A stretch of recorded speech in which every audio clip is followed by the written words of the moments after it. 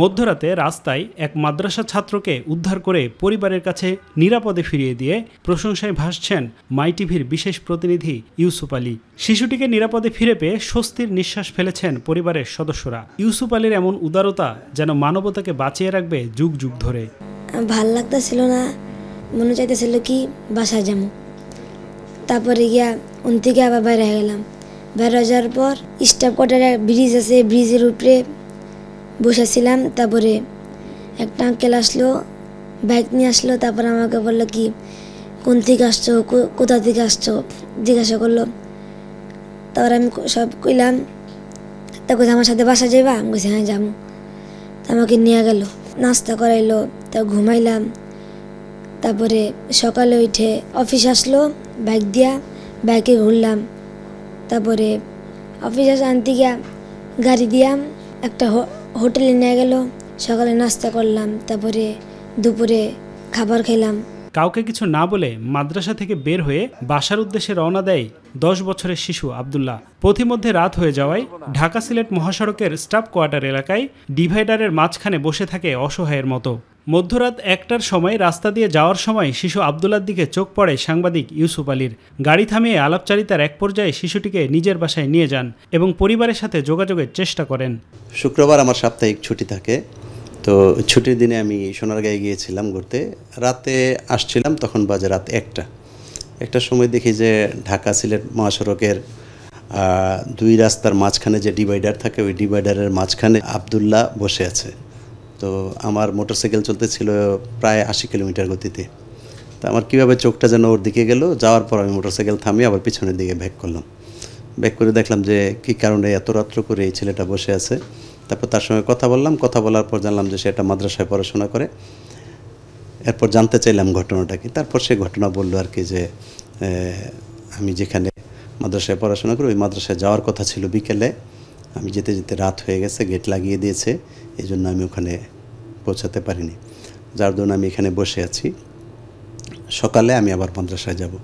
তো আমি চিন্তা করলাম এত রাত্র করে দেশের যে পরিস্থিতি, কিশোর গ্যাংদের যে আনাগোনা বা মাদক শিবিরদের যে আনাগোনা থাকে, ওখানে নীরব জায়গা, খুব কম গাড়ি আসে। তো আমি চিন্তা করলাম যে কোনো ধরনের দুর্ঘটনা ঘটার আগে যদি আমি ছেলেটাকে বুঝিয়ে বাসায় নিতে পারি, তাহলে হয়তো অনাকাঙ্ক্ষিত যদি কোনো দুর্ঘটনা ঘটে, এই টাইপের দুর্ঘটনা থেকে বাঁচা যাবে। কারণ এরকম ঘটনার পরিপ্রেক্ষিতে অনেক সময় দুর্ঘটনা ঘটে। নেশাখোরেরা বিশেষ করে বা কিশোর গ্যাংরা বিশেষ করে তাদেরকে নির্যাতন করে বা অপহরণকারীদের পাল্লায় পড়লে কিন্তু তাদেরকে নিয়ে শিশু বাচ্চাদের অপহরণ করে মুক্তিপণ দাবি করে। আমি এই সমস্ত নানা বিষয় চিন্তা করে তাকে আমি বাসায় যাওয়ার জন্য বললাম। বলার পর সে রাজি হয়ে গেল। সকালবেলা ফেসবুকে একটা স্ট্যাটাস দিয়েছি। দেওয়ার পর রমন দাস নামে আমার এক ফ্রেন্ড আছে, ও যেখানে যে মাদ্রাসাটার কথা বলেছে ওই মাদ্রাসার পাশেই হচ্ছে তার ব্যবসা প্রতিষ্ঠান। পরে রমন দাস আমাকে ফোন দিয়েছে, মাদ্রাসাটা আমার বাসার পাশে। পরে রমন দাস বলল যে বন্ধু আমি যাচ্ছি ওখানে মাদ্রাসায় গিয়ে। পরে রমন ওখানে গিয়ে মাদ্রাসায় যে দায়িত্বে আছেন ওনার সঙ্গে কথা বললো। কথা বলে ওখান থেকে ওর বাবার ফোন নাম্বার আমাকে দিল। এর মধ্যে সে আমার সঙ্গে যখন গাড়িতে করে ঘুরতেছিল ঢাকাতে, তখন বলল যে আমার বাবার নাম্বার আমার মুখস্থ আছে। তো এর আগে যখন জিজ্ঞেস করছি তখন সে বলেনি। পরে ওই নাম্বার নিয়ে ওখান থেকে তার বাবার সঙ্গে কথা বললাম। তার বাবার সঙ্গে কথা বলার পর ওনাকে আমাদের মাই টিভির ঠিকানা দিলাম এখানে আসার জন্য, এখান থেকে এসে তার ছেলেকে বুঝে নেওয়ার জন্য। তারপর ওনারা আসলো, ওনাদের সঙ্গে কথাবার্তা বলে ওনাদের হাতে বুঝিয়ে দিলাম। মাদ্রাসা থেকে যেন আর পালিয়ে না যায় এজন্য শিশুটিকে যত্ন সহকারে সুন্দর পরিবেশে রাতে ঘুমানো এবং পরের দিন সকালে বিভিন্ন স্থানে ঘুরে বেড়ান ইউসুফ আলী ও আবদুল্লাহ। 2 দফায় মজাদার খাবার খাওয়ানো হয় 5 তারকা হোটেলে। আসলে মানুষ মানুষের জন্য, মানুষ মানুষের বিপদে এগিয়ে যাবে, এটাই স্বাভাবিক। আমি গত 28 বছর থেকে মানুষের কল্যাণে কাজ করে যাচ্ছি। যে কোনো ধরনের কল্যাণকর কাজ কিংবা মানুষের বিপদ দেখলেই সেখানে আমার এগিয়ে যেতে ইচ্ছে জাগে। কারণ এটার মধ্যে আমি একটা আলাদা আনন্দ পাই, যে আনন্দটা আমি অন্য কোথাও পাই না। সেটা যদি আমার শত্রুও হয়, সে বিপদে পড়লে তাকে আমি আরও দ্রুত গতিতে সহযোগিতা করার চেষ্টা করি। এই অনুভূতিটা আসলে আমি ভাষায় ব্যক্ত করতে পারবো না। হয়তো এটা আল্লাহ তাআলারই একটা দান। আসলে আল্লাহকে ভালোবাসতে হলে মানুষকে ভালোবাসতে হবে আগে। এটা প্রতিটি মানুষের এটা করা উচিত বলে আমি মনে করি। এই জন্য আমি চাই মানুষের কল্যাণের মাধ্যমেই আল্লাহ তাআলার সান্নিধ্য লাভ করার জন্য। এবং প্রত্যেকটা মানুষের উচিত যে কোনো মানুষ বিপদে পড়লে তাকে সহযোগিতা করার জন্য এগিয়ে যাওয়া। কারণ আমি আজকে যাকে সহযোগিতা করব সে হয়তো আমাকে সহযোগিতা করবে না, কিন্তু দেখা যাচ্ছে আমি অন্য সময় বিপদে পড়লে কিংবা আমার পরিবারের সদস্য, আমার পরিচিত জন, আত্মীয় স্বজন কেউ বিপদে পড়লে আল্লাহ তাআলা কোনো না কোনোভাবে কারো না কারো মাধ্যমে তাকে সেই বিপদ থেকে রক্ষা করবে। সেটা থেকেই চিন্তা করেই আমি সবসময় মানুষের বিপদে এগিয়ে যাওয়ার চেষ্টা করি। মজাদার খাবার খেয়ে আনন্দে মাতোয়ারা শিশু আব্দুল্লাহ।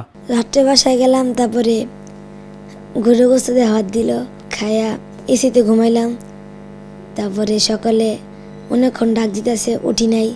তারপর সকালে নাস্তা করাইলো হাঁসের গোস্ত খাওয়াইয়া। তারপর অন্তিকা বাইকে নিয়ে বাইক দিয়া অফিসে নিয়ে আসলো, এনতিকা গাড়ি দিয়া ম্যাগো গাড়ি দিয়া 5 স্টার হোটেল নিয়ে গেল। ওদিকে সকালে সিঙ্গারা, সামোসা আর কফি খাইলাম। তারপরে দুপুরে পলা রোস্ট, জর্দা, বোরহানি আর জালি কাবাব আর মিষ্টি আর দই। আমার 20 পারা মুখস্থ হয়েছে আর 10 পারা বাকি আছে। 10 পারা বইরে পাগড়ি নেমু, পাগড়ি না যে আল্লাহ তৌফিক দেয় বাঁচায় রাখে, তাহলে যে আঙ্কল আমার সাহায্য করছে, নিরাপত্তা রাখছে, তাকে দাওয়াত দিমু। আল্লাহ যেন আঙ্কেলকে জান্নাতের সাথী বানায় দেন, কবরে ফেরেশতাগণে সব উত্তর দিতে পারে।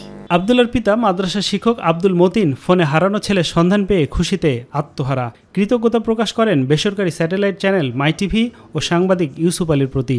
মাই টিভিকে অসংখ্য ধন্যবাদ জানাচ্ছি।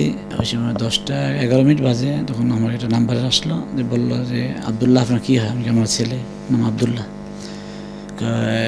সে কোথায় পড়ে? আমি জামিয়া রব্বানিয়া নূর উলুম 60 ফিট ঢাকা মিরপুর মাদ্রাসাটি ওখানে পড়ে। উনি তো সে তো বললো যে বাঙ্গা মাদ্রাসা পড়ে। আমি ওখানে গতবার পড়ছে এই উনি বললো।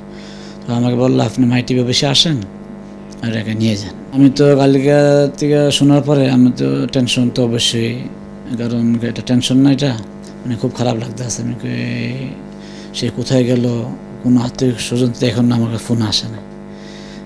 এটা মানে ভয় ভীতি কাজ করছে, মানে নিজের কাছে খুব খারাপ লাগছে। যখন মাই টিভি বসে আসলাম, তাকে দেখলাম, আমার কাছে খুব ভালো লাগলো।